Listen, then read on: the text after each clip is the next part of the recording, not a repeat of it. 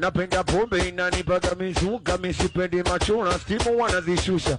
Napenda Wizara na nchi imeamua tuchukue mziki mmoja tuufanye kuwa ndio alama ya Tanzania.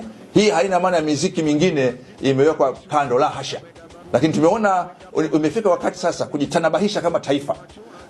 Ili dunia nzima ikisikia tu wimbo huo inajua hii ni Tanzania. Ikisikia milindimo hiyo inajua hii ni Tanzania. Na mziki ambao tumeona tuufanye hivyo ni Singeli. Na mimi niwapongeza sana wadau wote na wale ambao wamekuwa wana kitu kinaitwa Singeli Fest.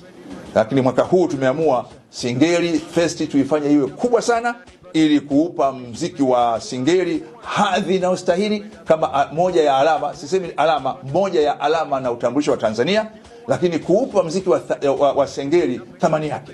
Mziki wa Singeli ni mziki ambao una vionjo vya Kitanzania asilimia, nikisema 200 nitakuwa natia chumvi, lakini maana yake wote una vionjo vya Tanzania.